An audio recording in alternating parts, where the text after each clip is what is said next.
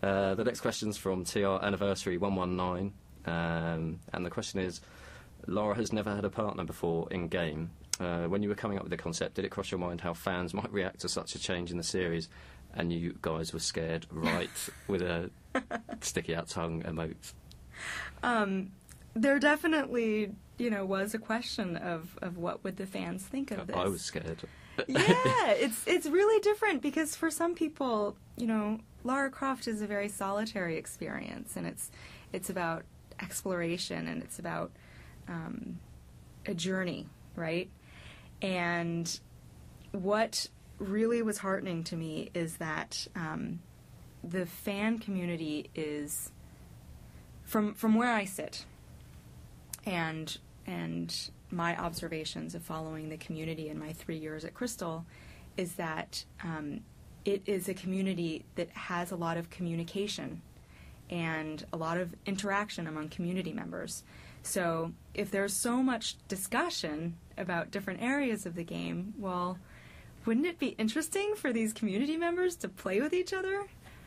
So I think, it was a little scary thinking about introducing a new character, but we also made sure to be really true to the single-player experience as well, so that if there are players out there who are not interested at all in playing with another game, we have delivered a single-player experience. But I think that... for example, there's a thread about let's play together. I think there are 2 threads about let's join each other. So I am excited to see, what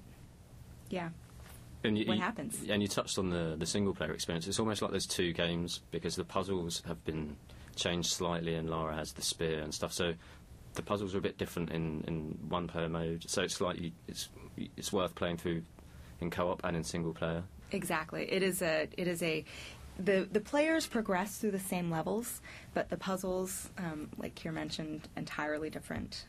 And also, the combat feels different, and the platforming feels entirely different. Cool. And the next question's from Mudkip25, and it's Chompy. Where did the idea of Chompy come from? So, Chompy. So the idea of Chompy, I'm going to go ahead and give the long-winded answer. Chompy started out as a medium-sized level. Chompy started out actually without even Chompy. Right. The idea of Chompy was the idea of fighting upriver, where so the designers had an idea of an exterior space where, so we had done the courtyard in the first part of our development, and there was something that was really appealing about the river. And as well, there's water in the first T-Rex boss fight. And there's just something that's so appealing about being in the water. I don't know if it's like a womb thing. I don't know. Personally, I love being in the water. I love fighting in the water. I love running around in the water. I think it looks amazing, and it feels great. So we had this idea that we wanted to, rather than just having water be a part of a level where you just kind of cross it to get to the other side, you actually play along, or, up a river. So the idea started that it would be an exterior level. You would play up a river, or move up a river.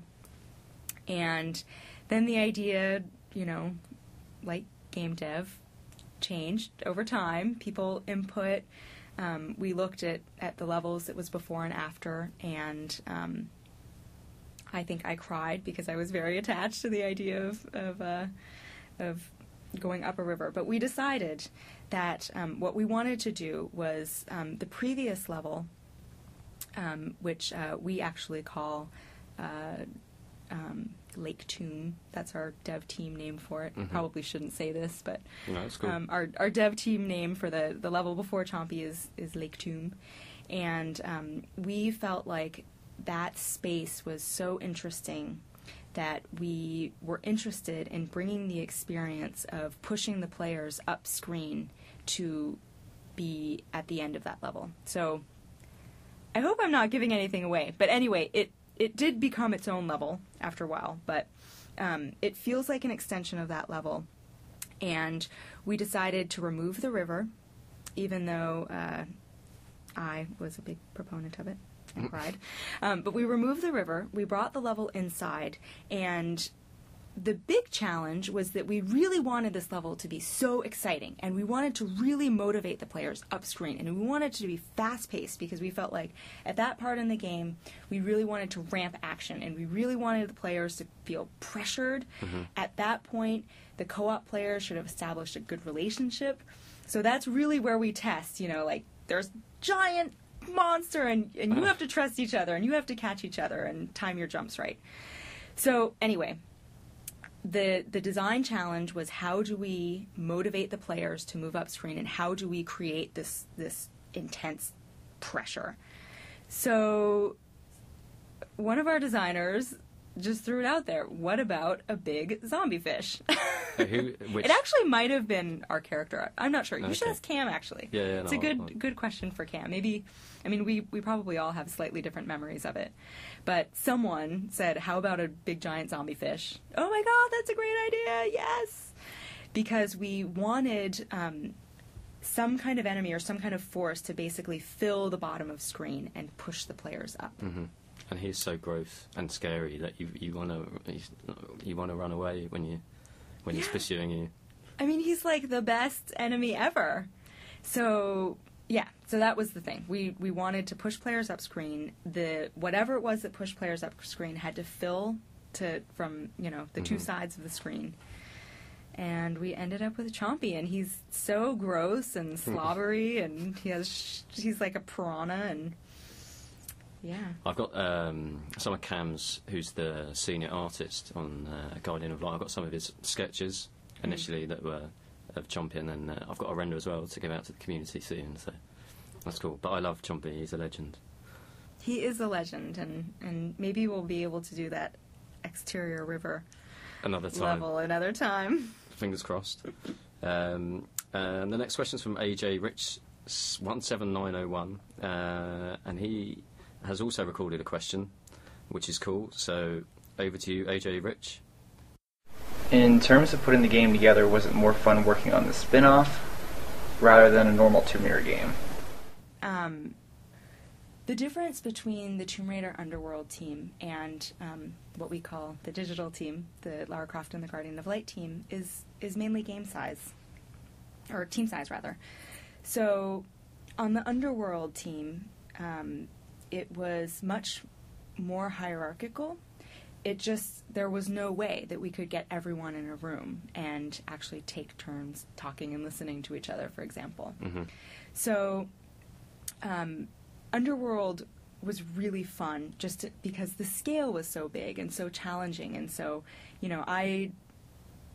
a lot of my days on Underworld was just running around and chasing people down and sort of doing the run from desk to desk thing, which is fun. On digital, because we were a smaller team, we're actually able to do a morning meeting where we actually stand in a circle and we take turns talking and listening to each other and giving feedback. So just in terms of cross-disciplinary feedback, I think that we really benefited from the team size, and then also ensuring team ownership. We were really able to do that with this project. Cool.